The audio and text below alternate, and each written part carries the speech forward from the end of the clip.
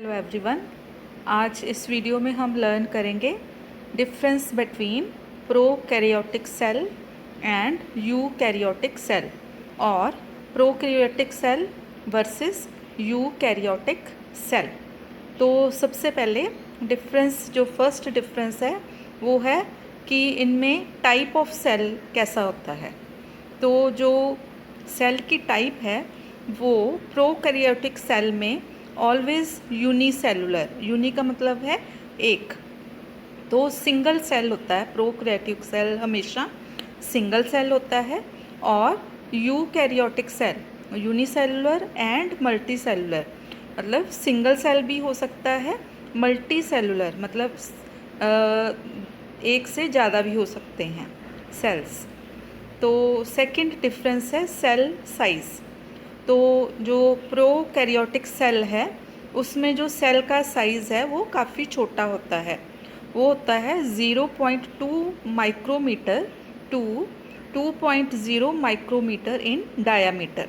Cell का diameter जो है वो 0.2 माइक्रोमीटर से लेके 2.0 माइक्रोमीटर तक होता है।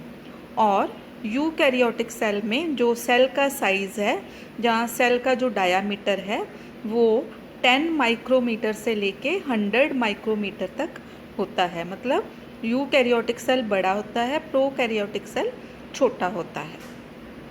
थर्ड जो डिफरेंस है वो डिफरेंस है सेल वॉल का। तो सेल वॉल जो है प्रोकैरियोटिक सेल में जो सेल वॉल है वो कॉम्प्लेक्स होती है। सेल की जो सबसे बाहर वाली जो वॉल है, दीवार है, वो कॉम्प्लेक्स होती है प्रोकैरियोटिक सेल में। और जो यूकैरियोटिक सेल है उसमें जो सेल वॉल है वो उसका नेचर जो है सिंपल, काफ़ी सिंपल होती है। नेक्स्ट जो डिफरेंस है वो है प्लाज्मा मेम्ब्रेन।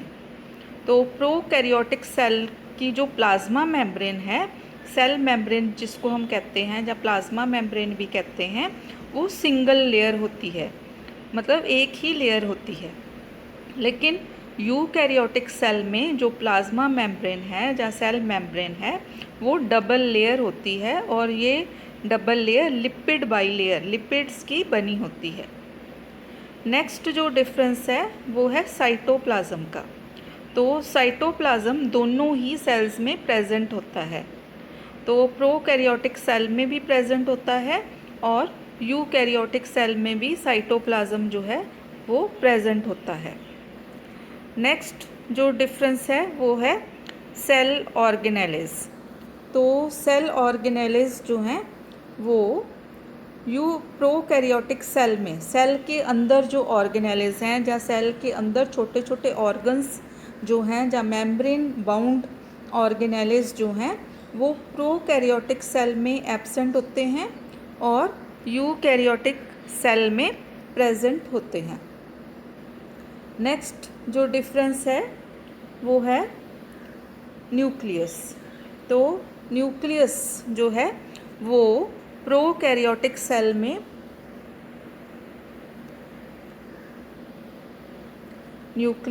प्रोकैरियोटिक सेल में एब्सेंट होता है और यूकैरियोटिक सेल में प्रेजेंट होता है। तो आगे जो है वो है डिफरेंस न्यूक्लियर एनवेल्प। तो न्यूक्लियस का जो एनवेल्प है या न्यूक्लियर एनवेल्प जिसको हम कहते हैं, या न्यूक्लियस की जो आउटर मेम्ब्रेन है वो प्रोकैरियोटिक सेल में एब्सेंट होती है और यूकैरियोटिक सेल में प्रेजेंट होती है। नेक्स्ट डिफरेंस है न्यूक्लियोलस। न्यूक्लियस के अंदर जो न्यूक्लियोलस होता है वो प्रोकैरियोटिक सेल में एब्सेंट होता है और यूकैरियोटिक सेल में प्रेजेंट होता है। नेक्स्ट जो डिफरेंस है वो है डीएनए अरेंजमेंट। तो डीएनए जो है वो कैसे अरेंज होता है। DNA means deoxy ribo nucleic acid. तो ये जो डीएनए की अरेंजमेंट है प्रोकैरियोटिक सेल में सर्कुलर फॉर्म में होती है और जो यूकैरियोटिक सेल है उसमें डीएनए की अरेंजमेंट लीनियर फॉर्म में होती है। नेक्स्ट है क्रोमोसोम्स। तो क्रोमोसोम्स जो हैं वो प्रोकैरियोटिक सेल में हैप्लॉइड नंबर मतलब सिंगल नंबर होता है, और जो यूकैरियोटिक सेल में है उसमें क्रोमोसोम्स जो है डिप्लॉयड मतलब डबल नंबर होता है क्रोमोसोम्स का। नेक्स्ट है माइटोकॉन्ड्रिया जिसको हम सेल का पावर हाउस भी कहते हैं, जिससे कि एटीपी एनर्जी रिलीज़ होती है। तो ये जो माइटोकॉन्ड्रिया हैं ये प्रोकैरियोटिक सेल में एब्सेंट होते हैं और यूकैरियोटिक सेल में प्रेजेंट होते हैं। नेक्स्ट है गोल्गी एपरेटस। तो गोल्गी एपरेटस जो है वो प्रोकैरियोटिक सेल में एब्सेंट होता है और यूकैरियोटिक सेल में प्रेजेंट होते हैं। नेक्स्ट है एंडोप्लाज्मिक रेटिकुलम। ये दो तरह के होते हैं एंडोप्लाज्मिक रेटिकुलम, एक होते हैं स्मूथ एंडोप्लाज्मिक रेटिकुलम और दूसरे होते हैं रफ एंडोप्लाज्मिक रेटिकुलम।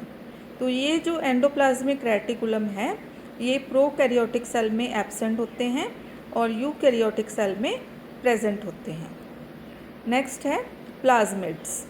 तो प्लाज्मिड्स जो हैं वो प्रोकैरियोटिक सेल में प्रेजेंट होते हैं, यूकैरियोटिक सेल में या तो एब्सेंट होते हैं जहाँ बहुत ही कम होते हैं, बहुत रेयर होते हैं।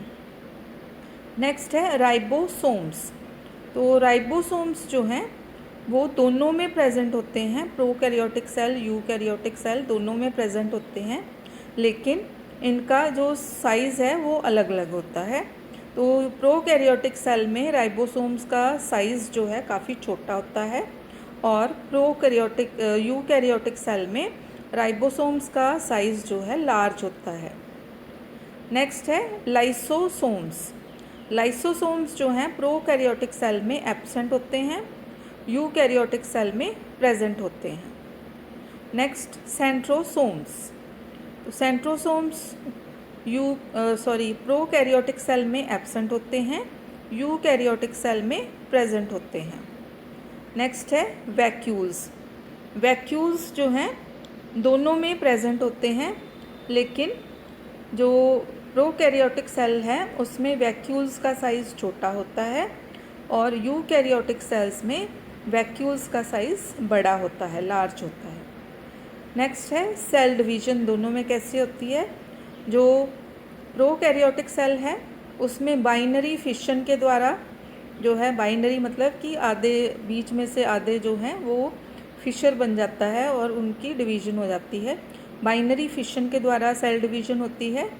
लेकिन जो यूकैरियोटिक सेल हैं उसमें जो सेल डिवीज़न है वो माइटोसिस के थ्रू, माइटोसिस प्रोसेस जो है उसके थ्रू डिवीज़न होती है। नेक्स्ट जो है फ्लैजेला। फ्लैजेला जो हैं प्रोकैरियोटिक सेल में उनका साइज़ जो है छोटा होता है और यूकैरियोटिक सेल में उनका साइज़ बड़ा होता है। नेक्स्ट जो है सीलिया। सीलिया मतलब हेयर लाइक स्ट्रक्चर्स। तो हेयर लाइक स्ट्रक्चर्स या सीलिया जो हैं वो प्रोकैरियोटिक सेल में एब्सेंट होते हैं, यूकैरियोटिक सेल में प्रेजेंट होते हैं। नेक्स्ट है रेस्पिरेशन। तो रेस्पिरेशन जो प्रोसेस है प्रोकैरियोटिक सेल में दो तरह की रेस्पिरेशन होती है, एनारोबिक प्रोसेस और एरोबिक प्रोसेस। एनारोबिक जिसमें ऑक्सीजन की ज़रूरत नहीं पड़ती और एरोबिक जिसमें ऑक्सीजन की ज़रूरत पड़ती है।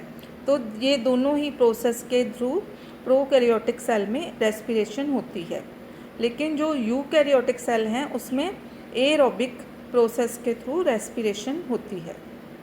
नेक्स्ट है रिप्रोडक्शन।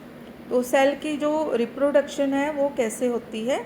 जो प्रोकैरियोटिक सेल हैं उसमें एसेक्सुअल प्रोसेस के थ्रू रिप्रोडक्शन होती है और जो यूकैरियोटिक सेल है उसमें दोनों तरह से एसेक्सुअल एंड सेक्सुअल प्रोसेस के थ्रू रिप्रोडक्शन होती है। नेक्स्ट है एग्जाम्पल्स, मतलब कि प्रोकैरियोटिक सेल कौन कौन से होते हैं और जो यूकैरियोटिक सेल हैं वो कौन से होते हैं।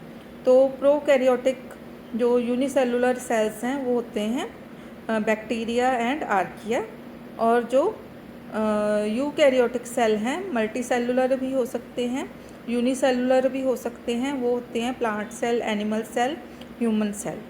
तो this is the difference between prokaryotic cell and eukaryotic cell. आज की वीडियो में इतना ही। Thank you so much.